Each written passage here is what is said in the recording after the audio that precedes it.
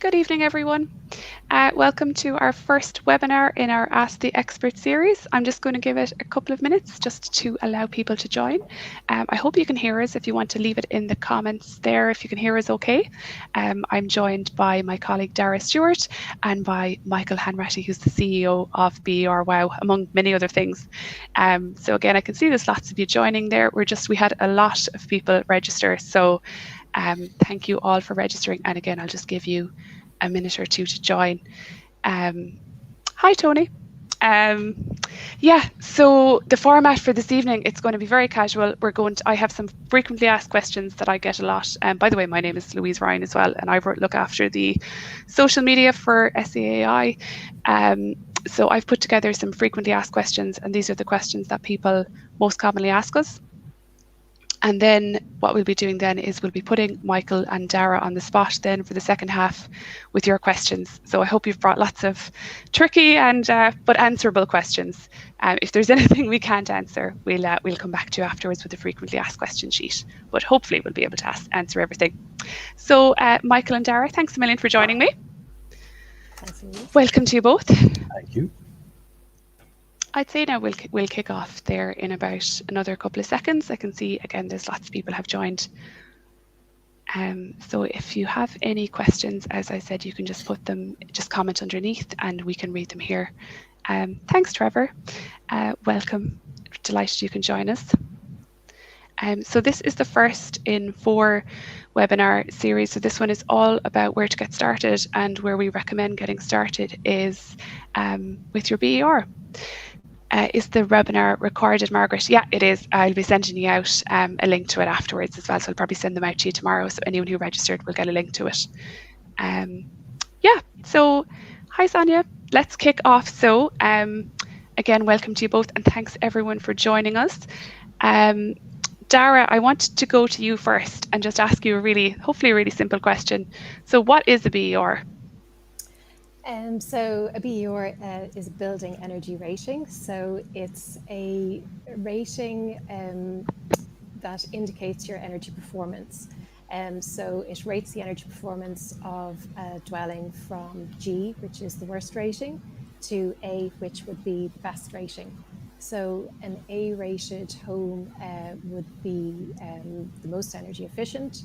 It would be the more comfortable and cheapest to run, so you'd have lower energy bills.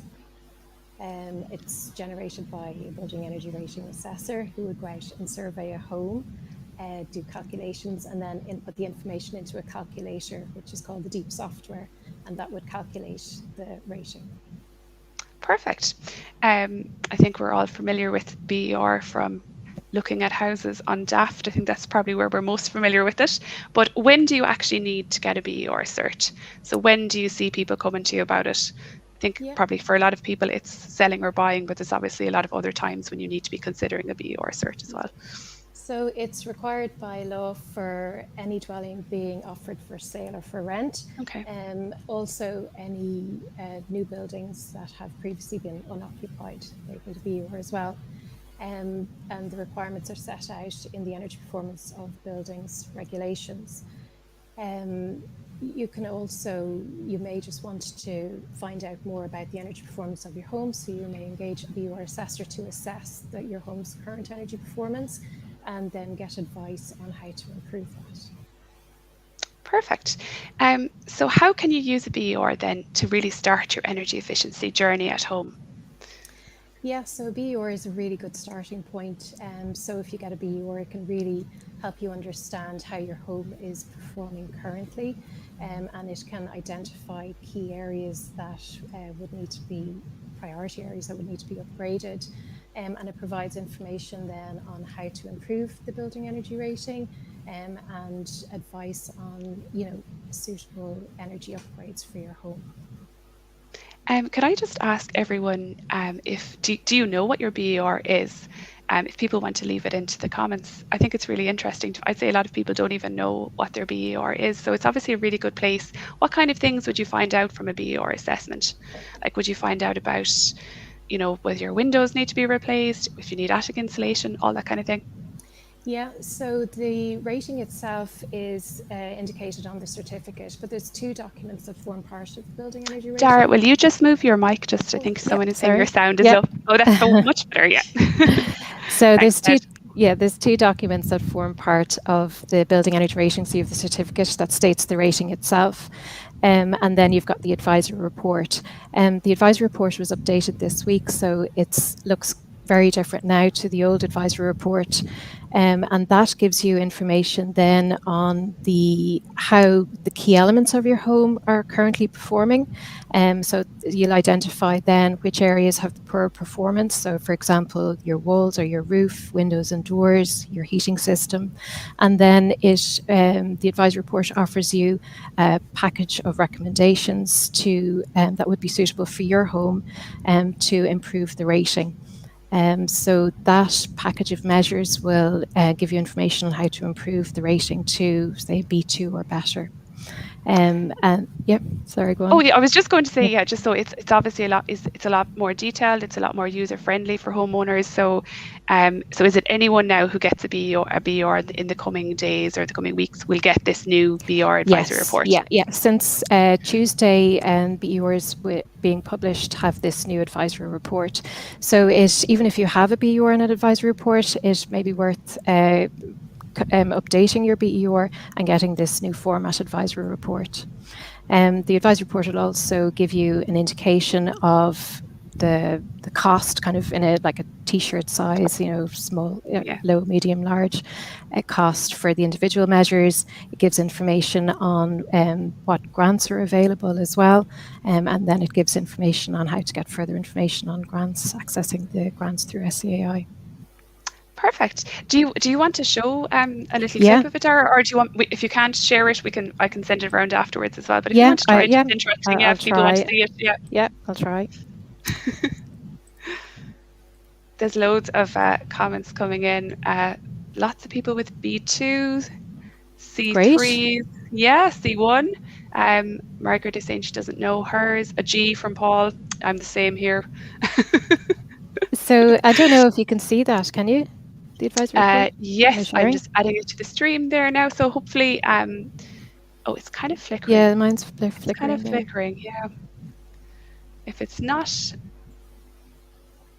will I stop sharing and try again? Yeah, do you want to start? Yeah, that's weird. But listen, if we can't share it, I'll send it around to you afterwards anyway, so you can have a look. There it is. Oh, that's better. Yeah. Okay. Do you want to, sure, I can talk you through this. So this is the new format advisory report. So if you're familiar with the old one, you'll see that it's very different. So it gives an indication then on the BER of the home as assessed currently, and then the potential of the home. It sets out kind of color-coded indicators for different elements of your home, and then the potential to improve those as well. And it gives you an indicator too of the heat loss through your home, or the heat loss indicator for your home, and that takes account of the heat loss through the building envelope and through the ventilation as well. So for each report then has a package of energy upgrades recommended, and these are generated based on the inputs in your BER, and it takes those then and assesses to see what elements need to be improved, and then it sets out those improvements, giving values for the improved values that you should seek to achieve. It gives an indication of cost and the grant availability as well. It gives information on simple measures. So for this particular home, it needed draft proofing, so it gives some information on that. So also if your home needed energy efficient lights or a lagging jacket on your hot water cylinder, it would appear here as a simple energy upgrade if you're not in a position to do larger works on your home. Brilliant. So it's not just big costly measures, it's little things that you can do as well. Absolutely, yeah, absolutely. Brilliant. Will I remove that now, Dara? Yeah. Perfect. And I can share that with everyone afterwards as well if you want to have a look. I see Laura is saying she's just waiting on a report that was just inspected last week. So hopefully you'll get a good mark, Laura. Michael, I'm just going to move on to you now. So, and your company BERWOW do something very similar to our advisory report as well. Do you want to just tell us a little bit about your background and what BERWOW is? Sure. Well, I've been a BER assessor since 2007. It actually came in 2007 through European legislation all over Europe. So I've been assessor since then, and I'm also BER assessor trainer. And my company here, we're down in East Wall Road in Dublin 3. We have a team of 7 assessors in the office. So we're at it every day, all the time.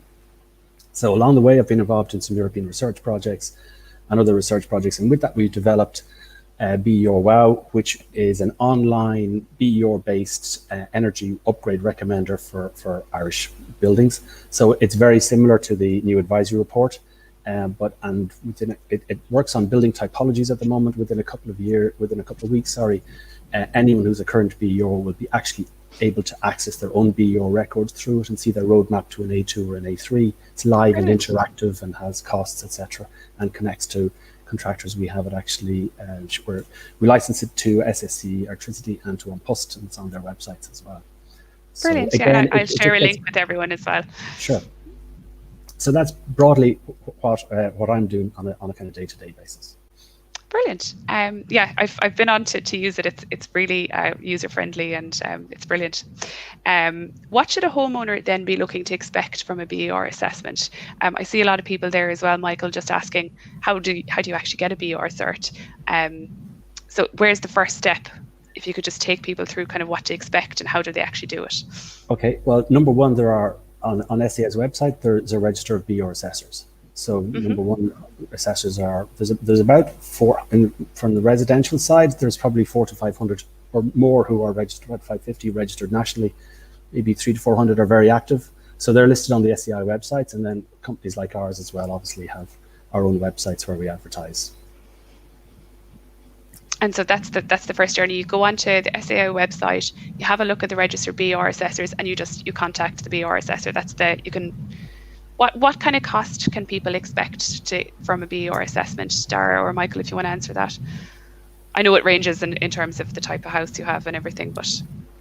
I can take that one if you want. Yeah, sure. Yeah, so really the cost for getting a BER depends on the complexity of the home and the size of the home. So, when you're talking to your BER assessor, you can give them as much information as you have on the home, if you've carried out any retrofit works as well, if you've any extensions, so all that's taken into consideration. Perfect. So how does the homeowner need to do anything then, Michael, to prepare for a BER assessment? Once they've gotten their date for the BER assessor to come out, do they need to do anything? Not particularly. Sometimes people say, do I have to have the heating on? No, you don't. Okay. Your assessor really has to come out and think of the house as a box. That's a heated box. So you have to measure all the elements of the house that are losing heat. So you have to measure all the floor areas, wall areas, window areas. You've got to go into every room in the house. So just make sure that it's possible on the day when maybe there's not a lot of people in the house, particularly in current circumstances. We've got to access the hot press, measure the cylinder. So just make sure that the cylinders or the hot press isn't full of stuff, and that's possible. A critical thing actually, as BER assessors, it's a heavily audited profession. Actually, there's a huge auditing regime. So BER assessors are subject to penalty points, and therefore they have to be very accurate in the work that they do, because it's critical to them being able to continue to do business. And therefore, if someone has had new works done, the evidence that the homeowner can provide is absolutely crucial. So it can be statements from the builder in terms of new installations that have been added, which specifies the products, window certificates for new windows, if they've had stoves fitted.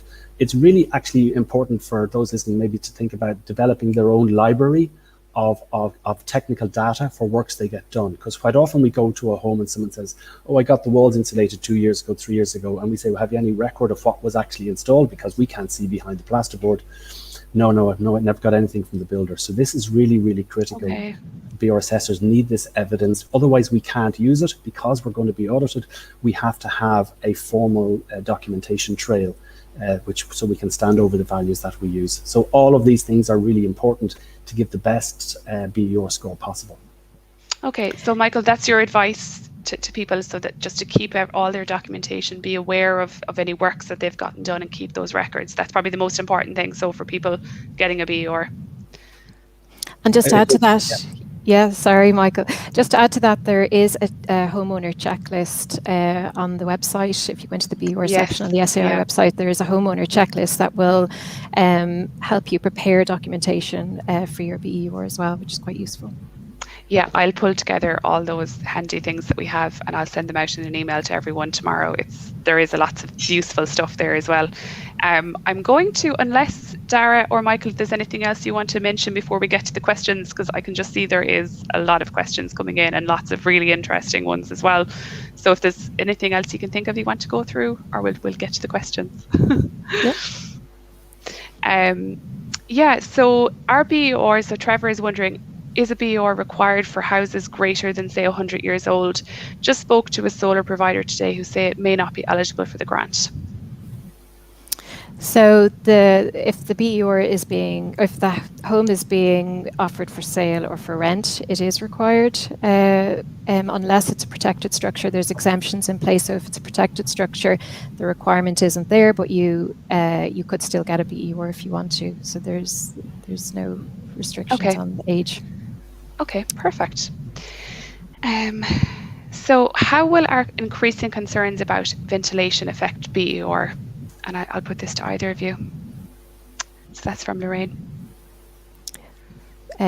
So I can start on that one. Sure. If you want to jump in, Mike. Feel free to chime in now, the two of you. So the ventilation is accounted for in terms of ventilation heat loss, and also the energy used through mechanical ventilation systems. It also takes account, I suppose, of the uncontrolled airflow through the building fabric, as well, in terms of the air tightness. So generally, the more energy efficient the home, the more airtight the home is. And when your home is airtight and you don't have that uncontrolled flow of air through, ventilation is really, really critical, that you have adequate ventilation. That can either be natural ventilation or mechanical ventilation system. Brilliant, thanks, Dara. So basically, if you don't have a drafty home like mine. Eileen is wondering, will laminate flooring reduce a BEor rating? The flooring itself won't have any impact on the rating. Brilliant. Now, Michael, I might put this one to you. Martin is saying he signed up to have an air-to-water heat pump installed in the near future. I have been provided with a dwelling report. Is this a BEor in pre-cert format? Actually, the dwelling report is a report that's generated within the BEor software. It prints out all the key technical data within the BEor calculation. So there are key values within there that are critical to take note of when applying for a heat pump grant or when installing a heat pump. There's a value in there called the heat loss indicator, which is actually a measure of the total ventilation and fabric heat losses. So it indicates at what rate the house loses heat, and that value has to be a value of 2 or less to qualify for a heat pump grant. Heat pumps work best in very well insulated homes, and thus it's important that these particular values are taken from the heat pump, from the BEor assessment that's carried out. Brilliant. Dorothy is wondering, is it possible to get a BEor report for a log home? That's an interesting one. It is, of course. Yeah. I mean, no if a problem. home is a regular dwelling, it just, take account of the size of the dwelling, levels of insulation, all the normal things that are recorded, and the BEor can be produced, of course. Fantastic. Michelle is asking, how is the heat loss measured now? When I had my BEor done, it was basically an observation by the assessor. Is infrared technology used now? Thanks. Will I go? Yep. Infrared technology is not used. It can be used as a separate exercise, but it's obviously a little bit more costly, and even the infrared technology doesn't actually quantify the volume of heat that's being lost or the rate of heat that's being lost. So, but it can show up through colored images in terms of where there might be weak spots where heat is lost. So the heat loss is calculated in the BER software based on the dimensions of the house and based on the insulation properties of the floors and walls and roofs, which for houses, older houses, are defaulted to the years of construction because we had different changes in building regulations. First of all, insulation appeared in the kind of late 1970s, and then we've had step increases in the levels of insulation at different periods. So that's what the BER assessor will actually generally base it on. Again, unless they've evidence that the house has recently had upgrade works, and then you can use the specific technical data of those upgrade works. Brilliant. Michelle is asking as well, just are grants available to homes built after 2006? That's a no, I think, isn't it, for insulation? I think it's pre-2006, isn't it, Dara? It's different. There's different eligibility criteria for the different grants. So I'd suggest whichever grant you're interested in, go onto the website and it'll give you all the information that you need. Yeah, I think it's pre-2006 for insulation, and then I think it's maybe 2011 for heat pumps, Michelle. But again, I can share all those links with everyone tomorrow as well. That is correct, I think, in relation to heat pumps. And it's actually, just to say, it's one of the things that people who are in relatively newer houses built post-2000, most of those houses have the level of lower level of heat loss that actually makes them ready for heat pumps. So when their boilers pack up in the next few years or whatever else, this is the thing they need to be thinking about. This is part of the climate action plan in terms of long-term, reduction of carbon emissions for the country. So just to mention that one. Fantastic. If you have recently gotten new windows and doors but did not get the cert for the doors, does it affect the BER? If there's no cert for the door, the BER assessor will use a default value, which is generally conservative. So I'd suggest just going back to the supplier to request the cert for the door to get the value of the full performance for the door in your BER. I'd also add just to that, if you are about to get new windows or new doors, please double check with your supplier that they can actually provide you with the test certificates that will give you the key values that the BER assessor needs. Even with new builds, sometimes we find people have sourced windows from suppliers and they cannot provide the correct test certs. So it's really, really important to check in advance that your suppliers can give you the documentation that the BER assessor can use. So check at the earliest opportunity, or else there can be a bit of disappointment that you're not getting the full value for the money you're spending on your new windows reflected in your BER. Brilliant, and that's really good advice. Trevor is asking, have the energy ratings changed in the last 10 years? So for example, if a house was a B1 10 years ago, would it still be a B1 today if nothing in the house has changed? Oh, that's really interesting. So the calculation has changed. There's the energy conversion factor for electricity has changed over the years, and that's calculated based on how the electricity is generated. So that can have an impact on the result. And the calculation methodology has updated as well over the years. So it has changed. Okay, interesting. Anne is asking, is there an estimate of cost per square metre or square feet? I think that would be, there is, I'd say, is there? In the advisory report, is it? Yeah, I think that's, yeah. No, we're just giving cost indicators. It's very hard to give an exact cost per square metre just based on the BER inputs alone. So what we're doing is just providing broader cost indicators, and then you'd be best talking to a contractor, getting a price for your own home for that. I'm not sure on BERWOW, Michael, how the costs are estimated on that. Yeah, BERWOW actually does have cost estimates, and actually what we do is we pull the square meters of different window, walls, floors in different types and multiply them by industry average costs. So we do give indicative costs within BERWOW. So it'll give people an idea of the ballpark numbers involved, and as they then connect with contractors. Perfect. I have an idea. Yeah, brilliant. Sonia is just saying it's very hard to get the paperwork from companies that supply windows and doors. So I suppose that's just something to think about before going ahead with it if you can. What is the rough cost of examination for a standard house, 3-bedroom detached, E100 to what? So I'd say it's just the rough cost of examination for a standard 3-bedroom detached house. ballpark nationally, I'd say about €250, 225 to 275, something like that. Shop around. Shop around, yeah, exactly. Get 3 quotes. Perfect. Sinead is asking, in the case that there is no documentation or records available, how is the BER calculated? Will I do that one? Yeah, go ahead. Yeah. So it's based, you use default values basically, which are based on the age of construction, and as Michael mentioned earlier, the standards that were around at the time that it was constructed. So there's default values applied for every input in the BER where you don't have the full documentation available. So an assessor, it's very important then that you have the right age of construction in the BER, and then the values that are applied will be dependent on what the assessor finds and surveys in the home. And the default values are conservative as well. So the more information you have and documentation, the better for your BER. And I would add, just quite often you go to survey a house and there's been 1 extension or 2 extensions.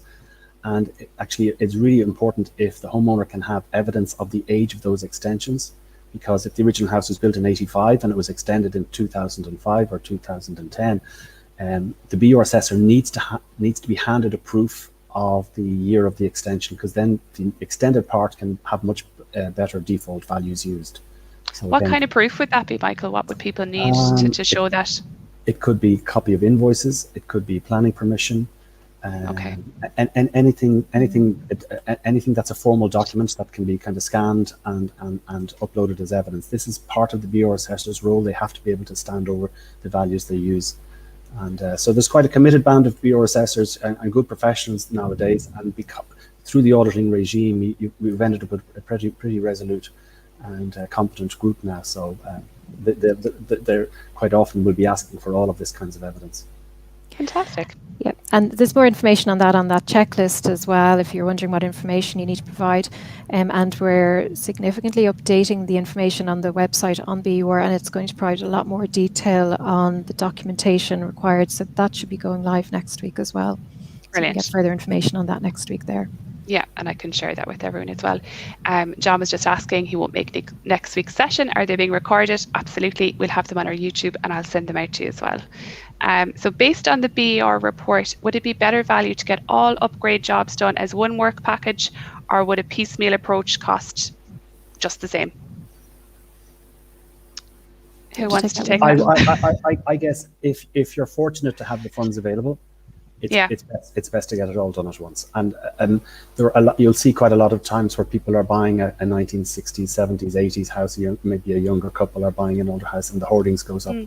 And what's happening a lot of the time, they would perhaps be fortunate enough to have the funds available, but they are actually gutting the original house. They're fully upgrading the walls and the floors and the roofs and windows of the original house and getting it to the same standard as their extension. That's, if you're in that position, that's the ideal thing to do. Otherwise, you can do it piecemeal, and there are logical steps to doing it piecemeal. And the best thing, obviously, is to actually address heat loss. Number one, it's the best way to tackle upgrades on a piecemeal basis, and it also you're tackling comfort issues straight away. So insulation first, if you have to start somewhere. Yeah. Yes. Gavin is wondering, when Michael is talking about a record, will receipts for materials suffice, as I'm doing up my house myself? Yes, receipts can be used, but also it's very important that if you use let's say, for example, you do internal wall insulation and you put 90 millimeter, your builder puts 90 millimeters of insulation board on the wall. It's really the more accurate, if you can get an accurate description of exactly what product, what company provides the information, and there's a number of very good Irish companies who do insulation, and exactly what product types they use, because then that can be referenced back to the thermal performance of that product. Without that, then you have to get a measuring tape out where you can, and you measure it, but you don't know exactly which product, so then you have to use another default value. So yeah, invoices, but again, if there's a generic description like warm board, it's kind of it's not specific to a product. You know, your builder's providers might not be give you all the information that straight off. So again, look for it, and the more people that ask for it, the more likely they're going to have it. They will have it available as well. Perfect. Ross is Just- one. Oh, sorry, Dara. Sorry, Go just ahead. on that, photos of the work being carried out as well can be really useful. Brilliant, brilliant. Ross has a really specific question here. He's in the process of designing my house and I'm putting in a chimney for an indoor barbecue. Lovely. Is there a way of blocking up the chimney when it's not in use, and what's recommended for this? It's Now. a chimney for an indoor barbecue. Fabulous. That's a very site-specific question. There are a number of chimney specialist companies, and really, I think there are different types of draft stop products available out there. I know there's one Irish company called Chimney Draft Stop, actually. So maybe check with them. Yeah. We have a national. If someone was sealing up a chimney, there are recommendations in the National Retrofit Code of Practice on how to do that. But for a new dwelling, I think go to the chimney specialist. In my thinking. And there's a lot of heat loss through chimneys as well, so that you should consider that too if you're just in the design process. There's a lot of heat loss, and I think chimneys can make it more challenging for a new dwelling if you're trying to meet building regulation requirements. It's just more challenging, so that should be considered. Might be worth as well. it for the barbecue, though. It might. Just to add, Louise, with a vast majority of new dwellings, we would normally be commissioned to do a desk study at the design stage based on all the specifications, and particularly for the heating systems and renewable heating systems, to check that as designed, the building, when it's finally built a year and a half later, will comply with the building regulations. So the BER software actually does a range of checks for compliance with the building regulation, and it's good to get it done so in this case for the indoor barbecue, that would be very advisable as well. Perfect. Lovely. Thanks, guys. Kay is wondering, her house is approximately 35 years old. If we are to change our heating system, will we have to replace all of the piping in the house as it is too old? It's probably hard to say. It probably, without looking at it. It's difficult to say. You really just need to get your advice from your plumber or plumbers who are using quotations for the work. But if it's 35 years old, it might not be the case that you have to replace it. No, that's only 1985. So I mean, my house is older than that, and I have all the original plumbing. So. Yeah, there you go. Leo is saying, I got a BER cert when I had my cavity walls pumped and put extra insulation in the attic. If I install PV panels, must the full BER assessment be carried out again?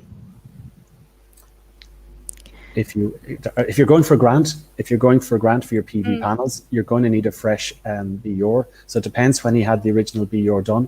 But the bottom line is, when a fresh BER is done, assessor will have to visit, will have to get technical information in relation to the PV panels. And the BER methodology changed in late 2019. So even some of the rules have changed. So really a fresh BER assessment would be required, but ideally if you can get the same BER assessors that they did the original one, they'll have a lot of their notes, so they might be able to offer a better price than someone who's coming out fresh, who has to start from scratch again. Perfect. Margaret is saying, re-eligibility criteria for a grant for insulation. How is this determined? Where the house was built around 2006 but was not finished or occupied for first time until 2008, so it will go on the MPRN. Isn't that correct? Yeah. Yeah. So it'd be based on your MPRN. So if you didn't have electricity until 2008, it's probably unlikely. Yeah. But you can check using your MPRN, Margaret. So infrared, despite being more expensive, makes no difference for the assessment. It's all based on the size of your house. Okay, Gavin. Yeah, I think we can probably chat about that again. Are they obliged to give you certs for new doors and windows? If you want to use the certified data, yes. If you want to use the optimum data, you would need to correct test certs for it. Otherwise, you go with defaults based on the the defaults would still give a relatively good U-value performance level, but the test certs would give it even better. Perfect. How do modern wood burning heating systems compare with air to water for BER ratings? Who wants to take that? Do you want to take that one, Michael? Okay, well, your wood burning, wood pellet stovers or wood pellet boilers, stuff like that, they're about 77, 80%, 85% efficient, the better ones. Your air to water heat pumps for space heating are typically in the range of 350 to 400% efficient for space heating and about 200% efficient for water heating. So, so the renewable technologies that basically take heat from the environment, from air, from water, from the ground, and compress it, transfer it into the house. So vastly improved efficiencies that will be then reflected in the BER. Brilliant. We've loads more questions, and we're going to be finishing up around just the latest quarter two. I'm just conscious of people's time, and I'm sure you all want to get back out into the sunshine. Martin is asking, saying, Michael, thanks for your reply. Could I check with you the limit for the grant? You said it was 2, as I've been told it's 2.3. I think this is in relation to heat pumps. My report says 2.29. The HLI value can be up to 2.3 to be eligible for the heat pump grants, but there are 4 particular additional criteria that have to be met and cross-checked. So he should check with his BER assessor / technical advisor. The technical advisors are a subset of BER assessors who can do this HLI assessment for heat pump grant purposes. Perfect. We've a very. This seems like a very complicated question. I'll read it out, but if we can't answer it for you, Michael, we might come back to it tomorrow. In simplest terms, how does the product characteristics database data from mechanical ventilation unit systems fit into the DEEP calculation and impact the end BER result? Okay. This query would relate to a UK database. Okay. Where mechanical ventilation systems are listed, and essentially, if you're putting in a mechanical heat recovery ventilation system for the whole house, it would need to be listed on this UK products database in terms of its efficiency values and fan speeds, and those values are then inputted into the BER calculation. So that's the link between that particular database and the BER calculation. And again, sometimes we've done a design stage study and someone has included a ventilation product that's on that database. And when we go out to site, when they finally build the house, we find they've got a completely different product in, which is not on this UK database listing. And then we have to go and use default values. So please keep an eye on the products all the way through, that the BER assessor has the technical data that they can use at the end of the day. Lovely. This is for you as well, Michael. Goran is asking, can you tell us a little bit more about BERWOW, and is it free to use? It is free to use. So you just go to BERWOW.ie, and we have 60 different Irish house typologies there as well. So if people do not have a BER currently, and they want to get a feel for what their BER range might be, they can go in and just select the year of construction, whether they're semi-detached or detached, and the number of stories, and then they can pick a house that's a bit like theirs, and they can also see the retrofit upgrade journey that's potentially there and orders of costs for it. Brilliant. John is asking, I have a 1991 suburban house, 4-bed semi-extended and upgraded in 2014 to a B3, documentation kept. Is this likely to be a good candidate for a heat pump, perhaps with an option to power by photovoltaic? I've lost the... photovoltaics. Also, are there suitable house batteries available yet for energy storage when there is little or no sun? So a lot of questions there, but I don't know who wants to take that one. Well, I'd say it's likely that it is suitable. If it's a B3 rating, it's certainly likely that it's suitable for a heat pump. You'd need to get a technical assessment just to have a look at the HLI, but it sounds like it would be. Suitable home batteries available yet for energy storage when there is little or no sun? We mightn't have the answer. I can come back if you're not sure. Yes. There are battery systems available, and actually within the SEAI grant system for photovoltaics, which generate electricity on the roof of the house. There are also grants for I think up to 2 kilowatts of battery storage. Yeah. So battery storage is becoming more popular, and you will see a lot more of it. So you're generating electricity on the roof. You have to obviously optimize it so that you're using the amount, using the electricity you're generating. You can save some of it in a battery. You can have some transferring into the battery of your car and vice versa. That's the way it's going in the future. We're going to, have more of homes actually becoming generators of energy and electricity, and we'll be heading to zero energy homes in the next 10 years. Brilliant. John is asking, any issues with using builders who are not SEAI registered? Do you know if you want to take that, Dara? Is this in relation to grants? If you're availing of a grant, you'd need to use a contractor that's registered with SEAI. Yeah, it's not going to impact on your BER, but it's a requirement to get a grant. And what I would add is the critical thing is there are many good builders who are not registered with SEAI. The critical thing is in talking to them at the beginning, just to make sure that they can supply all the relevant technical confirmations that the BER assessor will need. So that would be almost more key to getting a good BER. Perfect. I'm trying to get through a few more questions for the last 5 minutes. What benefits will I get, if any, by obtaining a BER for my house built in 1978, knowing there is almost zero insulation in place, single glazed windows and poor ventilation? I suppose the starting place. Yeah. I suppose the new advisory report will give you indicators on the different elements and where the priority areas are, and then it'll give you an idea of a package of measures that would get that home to a B2 rating or better, and then give you some cost indicators and grant availability as well. Leanne is asking, I have a 1930s detached 4-bed 2-story house with a BER of F. It is concrete block construction, and in terms of insulation, I was told with both inside and outside insulation there can be moisture barrier problems. Any ideas where she should start, or that's a tough one?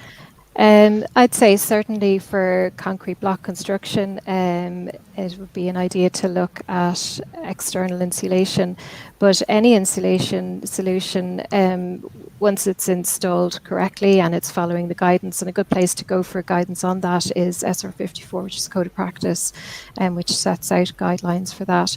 So yeah, I mean, the either solution would work, but just once the insulation is installed correctly. Perfect. Thanks, Dara. Charles is asking, if we downsize to a smaller house, can we get a second SEAI grant? Yeah, it's based on the MPRN, so it's not, it's not tied to you, it's tied to the house. So if that house hasn't already gotten a grant, you'll be good to go. John is asking, any idea as to when the air-to-water heat pump systems are going to be upgraded to hydrogen or better? I'd say that is probably not a question for either of you. We will be covering heat pumps in a later episode, but unless, Dara, you have any answer on that. No, Michael might know more on that. No, it's not this year anyway. No. Paula is saying, we retrofitted a 1984 bungalow. Attic internal insulation, new windows, did not upgrade floors. Engineer told us we've created a dew point. Any solution to the floors without having to dig them up? Not sure what a dew point is. 1984, so it's a concrete floor. Okay. It's very difficult. Well, my guess is it's concrete, but it's very difficult to retrofit insulation to a concrete floor, and really you're looking at digging it up. The priority really in terms of fabric upgrades would be walls, roofs, windows and doors, and floors would be kind of bottom of the list because of that reason. Okay. Yeah, Paula doesn't say what BER results she got, but so you'd imagine that the floors wouldn't impact too strongly. I imagine, no, it's 1984. I imagine that it's concrete floor, so they're much more difficult to retrofit insulation than a suspended timber floor. So yeah, you're generally to put in the insulation, you're looking at digging up the floor and putting in a new floor with an insulated layer. Perfect. I think we have one last BER question, and I think, yeah, we should be able to answer this one. Tim is asking, I live in an old house, 1860. A nearby house of a similar age was sold recently and was advertised as BER exempt.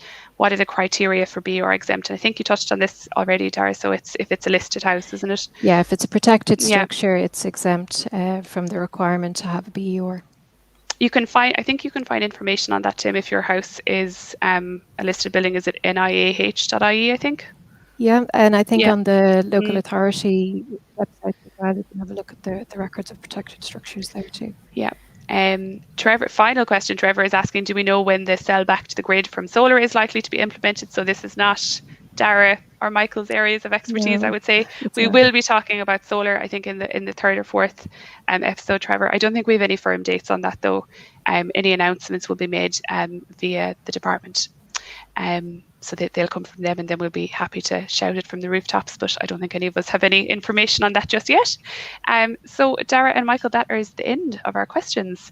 Lots and lots of questions there, and I think lots of really interesting ones. I just want to thank you both for joining me this evening, and just to give everyone a little bit of information on next week's episode.